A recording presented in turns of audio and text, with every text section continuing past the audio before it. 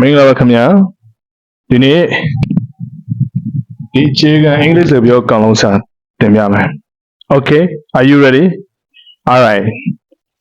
အခုပမာနေနေရတယ်စင်ကာပူလားမလေးရှားမှာလားဘန်ကောက်မှာလား Okay ကဲစမယ်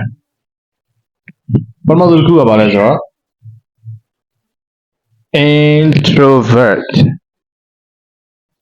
introvert ကအလွယ်ဆုံးပြောရင်ဘာလဲဆိုတော့စကားသိမပြောတဲ့လူတယောက်တည်းအေးဆေးနေပြီးတော့မှစကားသိမပြောတဲ့လူကအင်္ဂလိပ်လို introvert okay ပြီးတော့ introvert ရဲ့ဆန့်ကျင်ဘက်က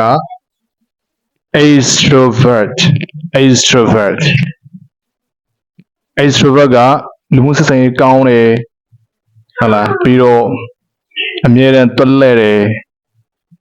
အဲ့လိုမျိုးလူတွေကအဲ့ဒါအင်္ဂလိပ်လို extrovert okay ပြီးတော့တိတ်ဆိတ်တယ်ဟုတ်လားနော်တိတ်ဆိတ်တယ်ဆိုလို့ရှိရင်အင်္ဂလိပ်လို quiet quiet okay ပြီးတော့စကားများတဲ့လူတွေကိုအင်္ဂလိပ်လို talkative ဥပမာ you are talkative နေရစကားများတယ် you are talkative okay and then sign SHY sign said it I am very shy ငါရမ်းဆက်တယ် I am very shy မဆက်ပါနဲ့ don't be shy okay don't be shy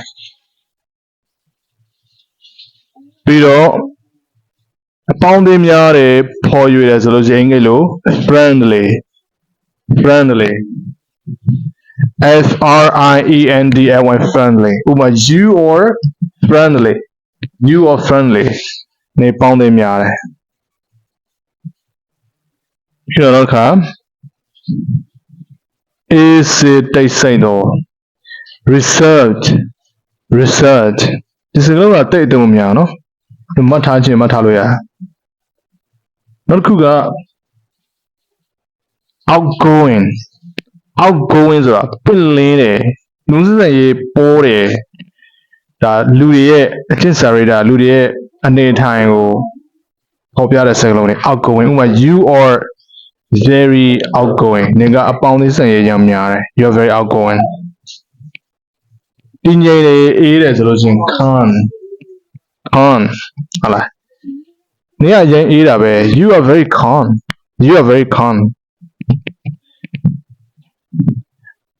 နောက်တစ်ခုကစိတ်အားထက်သန်တယ်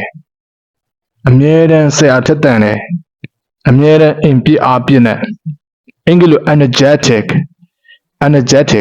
you look very energetic နေကိုကြက်တာအမြဲတမ်းစိတ်အားထက်သန်တယ်နေကိုကြက်တာအမြဲတမ်းသွက်လက်တယ် you are very energetic ပြီးတော့ sociable လူမှုရေးကောင်းတယ်ဒါလည်းလူမှုရေးကောင်းတယ်ဆိုတဲ့ပဲရနော်ဆိုတော့လူမှုဆက်ဆံရေးမှာအဆင်ပြေတယ်လူမှုရေးကောင်းတယ် sociable ပြီးတော့ကိုယ့်ဘာသာကိုတယောက်တည်းရပ်တည်တယ်ဆိုရင်အင်္ဂလိပ်လို independent okay you are independent ဆိုလိုချင်တာကခြားလူတွေကိုမမီခိုအာမကိုတယောက်တည်းကိုယ့်ဘာသာကိုယ်ချထားကိုရပ်တည်တယ်ကိုယ်ယုံကြည်မှုရှိတယ်ဆိုရင် confident you are a very confident person နေကကိုယ်ယုံကြည်မှုအရင်ရှိတယ်လို့ပဲကောင်းတယ်လေနော်ကိုယ်ယုံကြည်မှုရှိတာပြီးတော့စိတ်ပူတယ် nervous စိတ်ပူတယ်ကြောက်တယ်ဆိုလို့ရှိရင်အင်္ဂလိပ် nervous don't be nervous စိတ်မပူနဲ့မကြောက်ပါနဲ့ don't be nervous စဉ်းစားဆင်ခြင်တတ်သော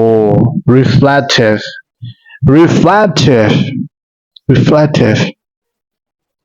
expressive ပေါ်ပြတတ်သောစကားပြောတဲ့ခါကြလို့ရှိရင်အလွယ်တကူနဲ့နားလည်လို့ရတဲ့ပုံစံမျိုး expressive စဉ်းစားတတ်သော thoughtful okay အဲ့တော့ဒီနေ့ကဒီလောက်ပဲသင်ပြမယ် ဒီစာအုပ်တင်ရတာအဆင်ပြေတယ်ဇက်စီမှာစာလေ့လာရတာ English speaking လေ့လာတာအဆင်ပြေတယ်ဆိုလို့ရှိရင်ဒီဗီဒီယိုကိုဘာလုပ်ရမလဲ like and share လုပ်ထားပေးရပါပြီးတော့ comment မှာလေတယောက်တစ်ချက်တော့တောင်းဝင်ရေးချက်နော်စာရေးစာတင်ပြတာလေ့လာတာအဆင်မပြေဘူးဒါတွေလိုနေတယ်ဘယ်ဟာတွေလိုနေရလဲဥပမာဝါကြတွေမပြည့်စုံပါလားဘာတွေလိုအပ်နေရလဲအတန်တိုးနေရလားဒါမှမဟုတ်နားမလဲရလားအတန်ထက်မပြီးရလားဘာလားညာလားဝါမျိုးထင်မြင်ချက်လေးတွေ comment မှာတောင်းဝင်ရေးကြ Okay all right I will see you guys next time have a nice day